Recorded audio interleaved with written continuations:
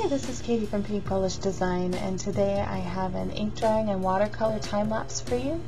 Apologize in advance for the color quality during the watercolor. I'm still working on my setup. It's a work in progress, but it's getting better. So today I would like to talk to you a bit about Mishapes, mistakes, and misfits. What do you do when you find a flaw in your illustration or piece of art? So I'm going to take a two-pronged approach to this and first describe to you what I do personally, that gut reaction when I see a mistake. I'll tell you, the majority of the time I find those mistakes just about when I'm finished, and that is about the worst time to find it.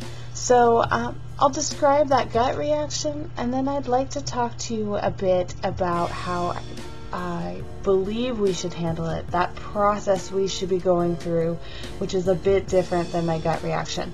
So first off, what's the first thing that my first inclination on how to handle a mistake? Well, as I said, generally these mistakes come near the end of an illustration for me, and my first reaction is to try to fix it. This is very problematic, and I will tell you what generally happens when I try and fix the illustration is I make it worse. I don't just make it a little worse, I make it train wreck worse.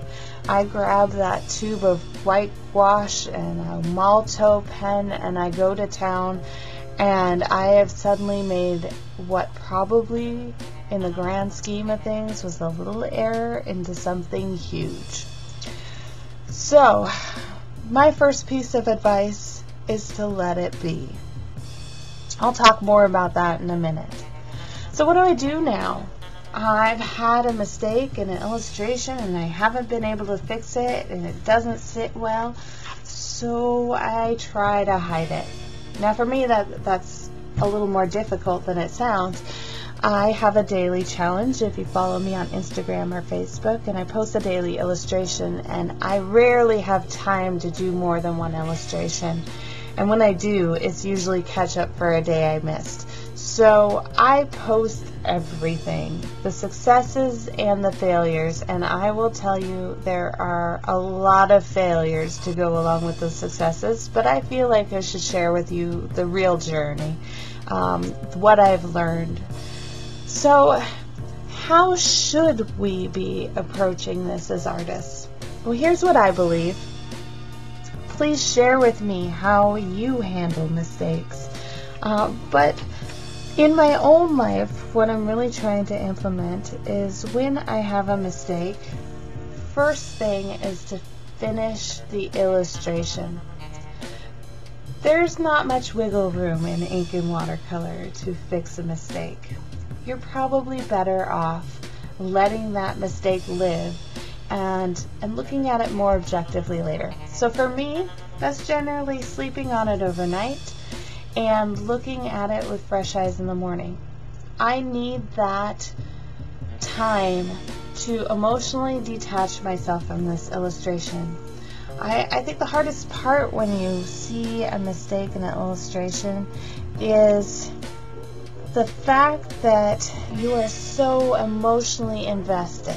You have just put in your time and your energy and your heart into an illustration, and it's very disappointing to see something not the way you intended. So once you are now looking at this illustration with fresh eyes, what do? Well, I try to look at it objectively, to list in my head all of those things that I think were true successes in the illustration, and then the things that maybe weren't successes that I may have failed at. Do those successes outweigh the failure? A lot of times for me they do. There are generally a lot of things I like about an illustration, generally more than the mistakes. Then take a look at it and imagine if you didn't know what the reference photo originally looked like or that illustration looked like in your head. Would you even know it was a mistake? Because the majority of the time, although we're hard on ourselves as artists, I think that we generally assume that those looking at our pieces know more about where this piece came from than they really do. So you've looked at it, and the error really is that egregious. What do you do now?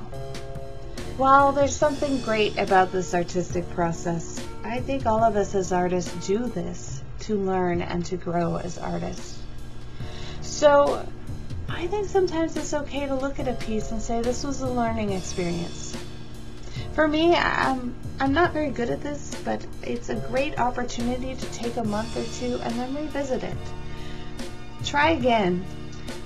Several times now at milestone days, 100 days, 200 days, in my daily challenge, I have revisited illustrations, and it's been really incredible to redo them and see them side by side and see the progress I've made. Take that list of successes and say, these are the things that I want to duplicate from my original illustration. And then take that list of failures and say, these are the areas I want to make adjustments. Too often I think there's a pressure on ourselves that our final illustration, at least what we believe will be our final illustration, is the end all and be all. But we have an opportunity to grow and build on that illustration, and I think we should take that opportunity more often. So that's how I am trying to look at my illustrations, whether they be failures or successes. There's always room for growth. I hope you will take a moment to share below how you handle mistakes in your work. I would love to learn from the processes you go through as an artist. And if you enjoy this video, take a moment to give it a quick thumbs up. I'd love to hear that too. I'm just kind of dabbling in this time-lapse right now, but I would love to improve my setup and my quality of my videos, and knowing what you enjoy and maybe what I can improve on would be really great. Lastly, if you love this illustration and would like a copy, it will be up in my shop for sale. And of course, if you like my style and my art, I'd love to have you as a follower on Patreon. Nothing better than getting great art in the mail every month. Thanks so much for this time that you've spent with me here today, and I look forward to more videos in the future.